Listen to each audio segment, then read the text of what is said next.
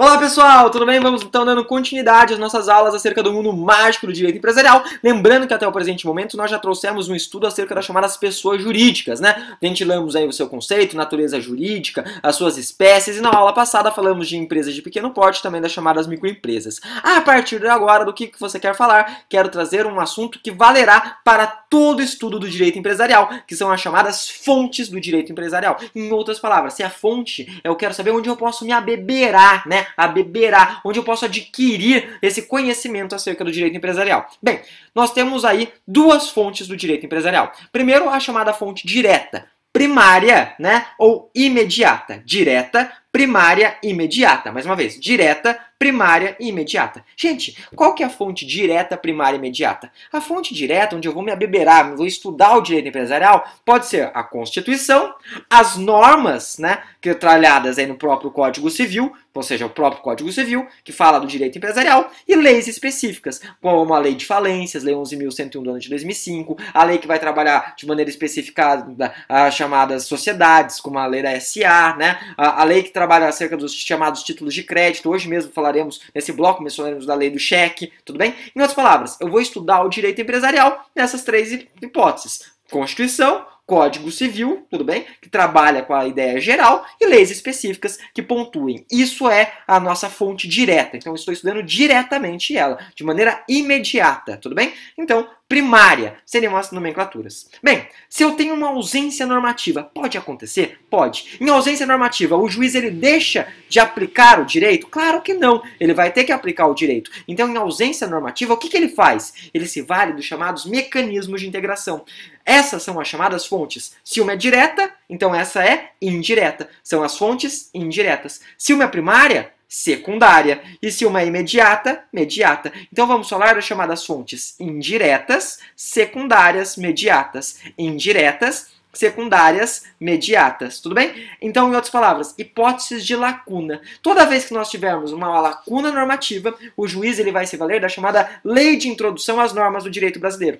Observem, até o ano de 2010, a LINDB era chamada de LIC, Lei de Introdução ao Código Civil. Só que se observava que essa lei ela não servia tão somente para uma introdução ao Código Civil. Ela valia para tudo. Ela é uma norma de sobredireito, é uma lex legum, é a lei das leis, é um anel para governar todos os outros. Por essa razão, a Lei de Introdução ao Código Civil, anteriormente LIC, ela começou a ser chamada de LINDB. Então a LINDB ela é uma lei de introdução às normas do direito brasileiro. Ela vale para o direito empresarial? Claro que vale. Vale para o direito empresarial, vale para o direito civil, vale para o direito penal, vai para todas as leis. Ela é uma lei de introdução às normas do direito brasileiro. Em outras palavras, se houver uma lacuna normativa, o que eu aplico? Eu aplico o artigo 4º da LINDB. O artigo 4º da LINDB ele fala dos chamados mecanismos de integração. E, prof, são quantos os mecanismos de integração? São 3 os ali cunhados. Por que 3? Porque é mágico. Pai, Filho e Espírito Santo, Isis, Osíris e Horus, Zeus, Hades, Poseidon, fato típico, ilícito culpável, tipicidade, conduta, nexo causal e resultado, né? Que loucura, prof. Eu tô entendendo a matéria. E eu também. Então nós temos 3 mecanismos de integração.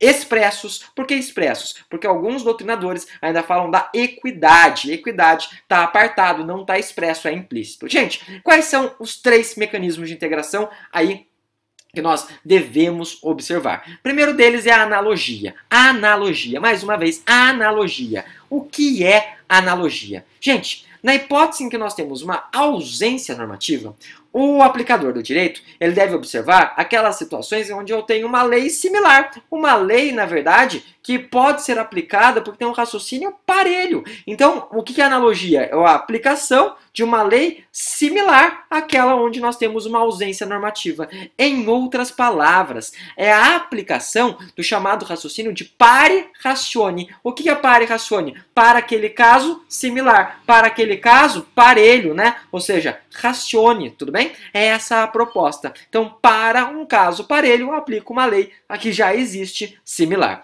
Ocorre, entretanto, que essa analogia pode ser vista de duas formas. Nós temos inicialmente a chamada analogia legis. O que é analogia legis? É a aplicação de uma lei àquele caso concreto, onde falta aí uma norma. E temos também a denominada analogia iuris. O que é analogia iuris? Analogia iuris é a aplicação de um conjunto de leis. Então, me valho de várias normas para aplicar naquele caso em concreto, naquela situação em concreto. Tudo bem?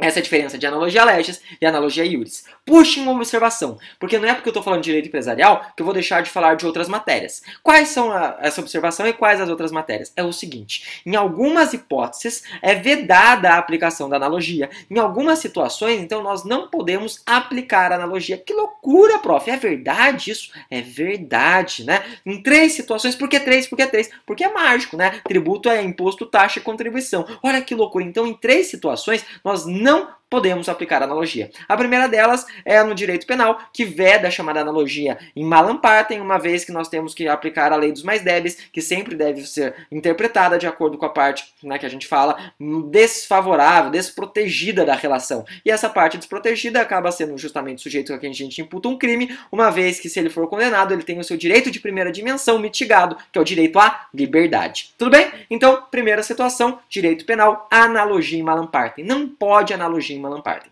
Segunda situação, normas de natureza restritiva ou excepcionais. Porque se eu estou restringindo, se eu estou fazendo uma exceção, não tem como de fato aplicar uma analogia, porque aquilo ali já é uma exceção, ou seja, eu vou aplicar uma norma geral para uma exceção? Não rola, tudo bem? E a terceira e última situação é quando a gente fala do direito administrativo, né, do direito público. Por que no direito administrativo e direito público? Porque a gente tem uma diferença do Código Civil, direito privado, com o direito administrativo. Quando a gente fala no direito privado, vigora dentro da legalidade o princípio da não contradição legal. Ou seja, o indivíduo pode fazer o que ele bem entender desde que não contradiga a lei. Quando eu falo no direito público, mais especificamente no direito administrativo, ele pode fazer o que ele bem entender. Mentira, ele está vinculado. Vigora o princípio da subordinação legal. Então essa é a diferença. No direito privado faz o que ele bem entender desde que não contraria a lei, e aqui no direito público só pode fazer o que a lei manda. Se só pode fazer o que a lei manda, é uma norma, de certa forma, restritiva, mais especificamente, tudo bem? Então, não admite analogia. Indo para o nosso aí segundo mecanismo de integração, vamos falar dos costumes. O que são os costumes? Os costumes, eles exigem 2 elementos. Nós temos um elemento objetivo e temos um elemento subjetivo. O que é elemento objetivo? Elemento objetivo significa que nós temos a prática reiterada de determinado ato na coletividade. Então, para a existência dos costumes, é imprescindível, é necessário a prática reiterada de determinados atos na coletividade. Prática reiterada de determinados atos, elemento subjetivo. Mas por que isso acontece? Porque a sociedade interpreta isso como se algo necessário.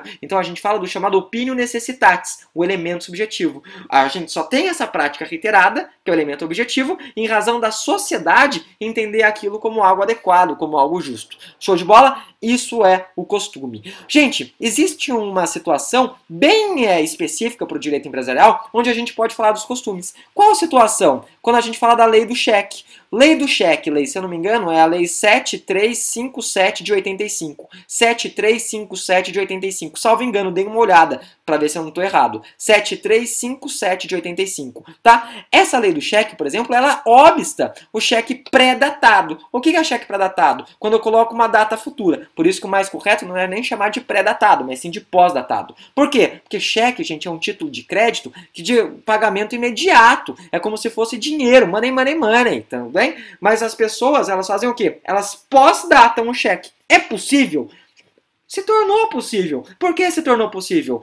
Ainda que a lei não fale, por causa justamente da ideia dos costumes. As pessoas dão cheques pós-datados, o bom para, com uma certa periodicidade, com uma certa habitualidade. Então, sem nenhum entrave, sem nenhuma discussão aí. E para terminar, o último elemento que a gente pode trazer aí para vocês, como uma fonte indireta que está lá presente, são chamados princípios gerais do direito, né? O que são esses princípios gerais? Gente, princípios gerais são vetores, são mandamentos de otimização, onde o estudo muitas vezes se debruça. Um exemplo que a gente pode pontuar para vocês, dentro do direito, mais especificamente falimentar, dentro da lei de falências, onde a gente fala da lei 11.101 do ano de 2005, é o chamado princípio do par condício creditório, que colocam todos os credores em pé de igualdade. Tranquilo? Show de bola? Então, esses são os 3, porque mágico, 3 mecanismos aí de integração, e são as 3 fontes indiretas do direito empresarial: analogia, costumes e princípios gerais do direito. Dito isso, deixo desde já para vocês um forte abraço e excelentes estudos. Até mais, gente. Tchau, tchau.